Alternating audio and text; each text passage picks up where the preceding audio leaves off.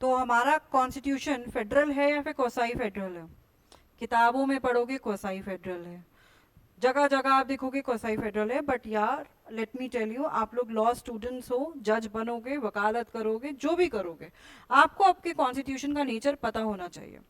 तो quasi federal है या फेडरल है, ये अपन लोग अभी डिसाइड करेंगे, ठीक है। तो देखो, फेडरल कॉन्स्टिट्यूशन का क्या फीचर होता है कि उसमें पावर्स जो होती है वो डिवाइडेड होती हैं स्टेट और यूनियन में। हमारे कॉन्स्टिट्यूशन 3 लिस्ट देता है, तीनों में बताया हुआ है कि कौन से सब्जेक्ट मैटर पे कौन कानून बनाएगा। लिस्ट 1 में यूनियन, लिस्ट 2 में स्टेट, लिस्ट 3 में कॉन्करेंट, यानी कि दोनों कानून बना सकते हैं। तो हमारे क्लियर है, पावर्स जो है हमारी डिवाइडेड है। तो दिस शोज कि हमारा कॉन्स्टिट्यूशन क्या है, फेडरल है। अब परेशानी क्या आती है, क्योंकि हमारे कॉन्स्टिट्यूशन में बहुत सारे ऐसे फीचर्स भी मिलेंगे जिन सिनेरियोज में यूनियन जो है वो पावरफुल दिखाई देगा।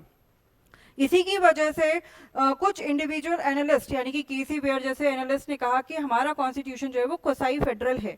अब पहले समझो कि कब कब जैसे यूनियन जो है पावर में आपको दिख सकता है, फॉर एन एग्जांपल कि ड्यूरिंग इमरजेंसी, अगर नेशनल इमरजेंसी लग जाती है तो भाई सारी पावर्स जो है वो यूनियन के पास चली जाती हैं।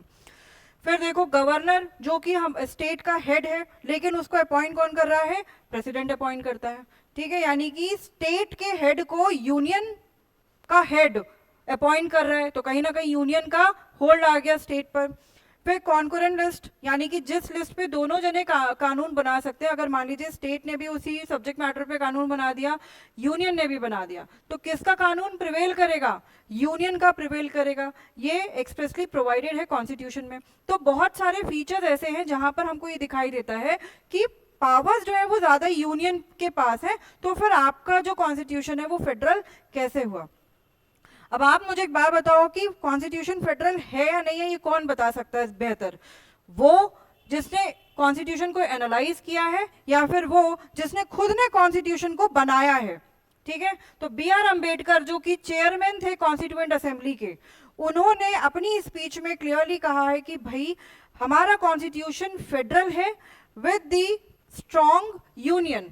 हमारा कॉन्स्टिट्यूशन अनफोर्सीन सिचुएशंस की भी सॉल्यूशंस देता है, यानी कि हम फोरसीन करते हैं कि अगर देश में किसी तरीके की समस्या आ गई तो वहां पर हम किस तरीके के डिसीजंस लेंगे, कौन डिसीजंस लेगा।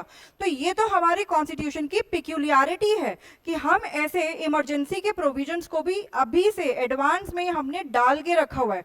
उस टाइम पर अगर कोई समस्या आ जाए तो वहां पर कोई कियोस क्रिएट ना हो, ठीक है, इसलिए उसका सोल्यूशन हमारा कॉन्स्टिट्यूशन देता है। तो ये तो हमारे कॉन्स्टिट्यूशन की पिक्यूलियरिटी है, and this is what is stated by doctor B R Ambedkar.